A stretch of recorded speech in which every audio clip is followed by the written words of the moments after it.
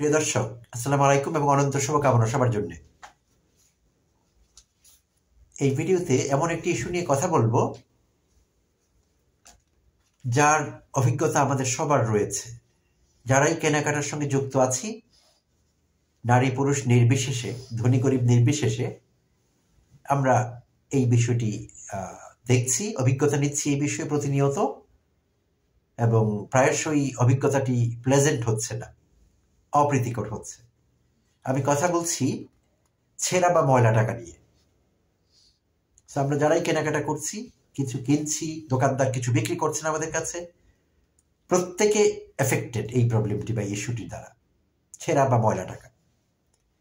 তো আমাদের দেশের বাস্তবতায় কাঁচা বাজারে আমরা টাকা ব্যবহার করছি। সবজির দোকানে সারাক্ষণ দোকানদাররা পানি ইউজ করছেন, মাছের দোকানে পানি ইউজ করছেন, তো টাকাগুলো কিন্তু ভিজে যাচ্ছে সারাক্ষণ, এবং এই ভেজা টাকা খুব তাড়াতাড়ি ময়লা হচ্ছে, ছিঁড়েও যাচ্ছে।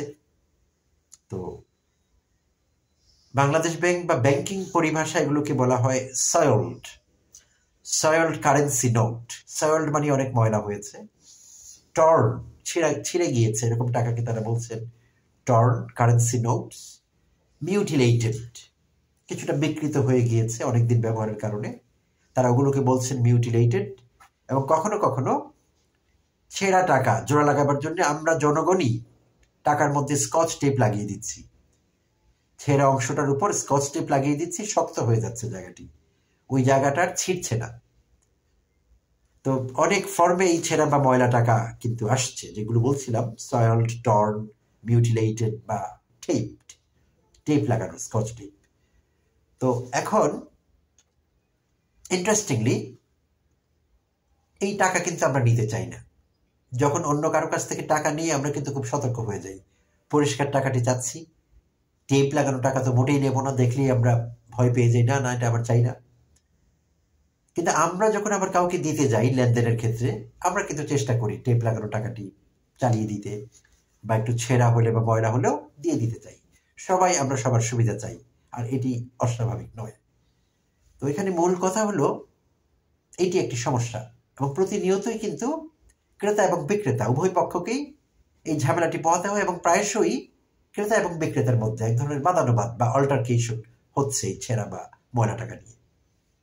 এক পার্টি দিতে চাচ্ছেন, আরেক পার্টি নিচ্ছেন না, আর যেই পার্টি দিতে চাচ্ছেন তিনি জোর করছেন, কেন নেবেন না, আমিও তো নিয়েছি, দিস এন্ড দ্যাট।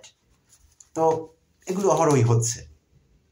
তো এখন কথা হলো এই বিষয়টির থেকে পরিত্রাণ কি? কোনো পরিত্রাণ কি আছে? চেষ্টা করলে পাওয়া যাবে পরিত্রাণ। তো মূল যে জায়গাটি, যে টাকা ছেঁড়া, ময়লা, ভেজা, এইটি কিন্তু এড়ানো যাবে না। কারণ আমাদের দেশের টাকা কিন্তু পেপার কারেন্সি, কাগজের, একেবারেই কাগজ দিয়ে ছাপানো।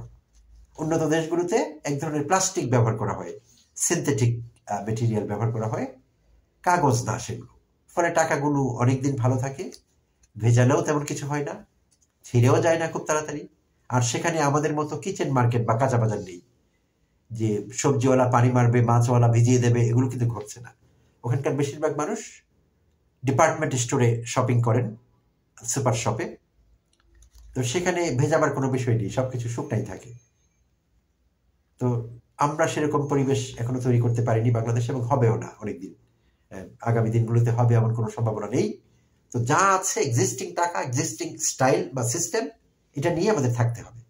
তো এখানে কি করা যায়? এখানে একটি কাজ করা যায়। এই যে আমাদের নিজেদের মধ্যে ঝামেলা, পাবলিকের মধ্যে, এই ঝামেলাটি না হলেই তো হয়ে গেল। আমরা যদি ক্রেতা বিক্রেতা ছেঁড়া টাকা, ময়লা টাকা, as long as it's not a fake bill or note, টাকাটা যদি ফেক না হয়, যে নকল টাকা, ওটা যদি না হয়, আসল টাকা হয়, তাহলে স্কচটি যদি মারা হয় একটা টাকায়, আমার তাতে কি ক্ষতি? আপনি যদি আমার কাছ থেকে নিয়ে নেন, আমি যদি আপনাকে দিই, আমরা দুজনে কোনো প্রবলেম ক্রিয়েট না করি, তাহলে তো কোনো সমস্যাই হচ্ছে না। একইভাবে ছেঁড়া টাকা, ময়লা টাকা নিতে যদি আমাদের আপত্তি না থাকে, দিতেও আপত্তি না থাকে, দ্য প্রবলেম ইজ সলভড। তো এখন এই কাজটি কে করে দেবে?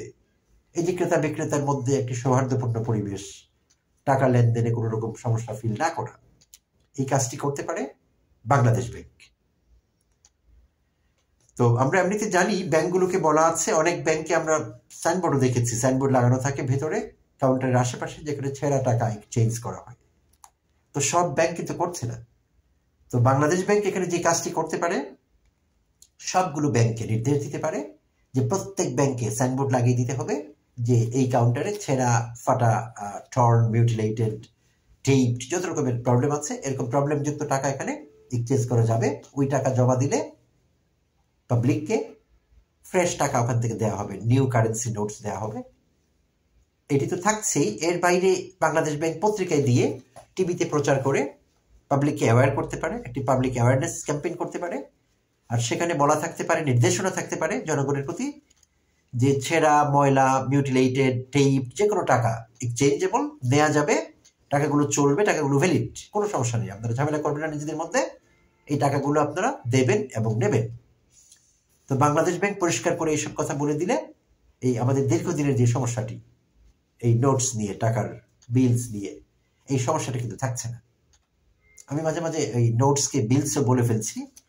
ইউএসএতে নোটকে বিল বলা হয়, যেমন 10 টাকার নোট আর $10 বিল, তো একই জিনিস, বিল আর নোটস। তো কনফিউশন ক্রিয়েট করতে পারে, তাই আমি ব্যাখ্যাটি দিলাম।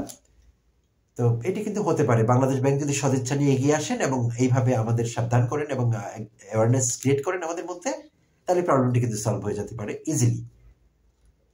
তো আমি জানি না বাংলাদেশ ব্যাংকের কাছে কিংবা ব্যাংকিং সেক্টরের লোকদের কাছে পৌঁছতে পারবো কিনা, আমি I am not sure, but still আমার এই প্রচেষ্টা, আমার এই মেসেজটি যদি আপনারা যারা দেখছেন, যদি আপনারা মনে করেন it's worth spreading, please share this video.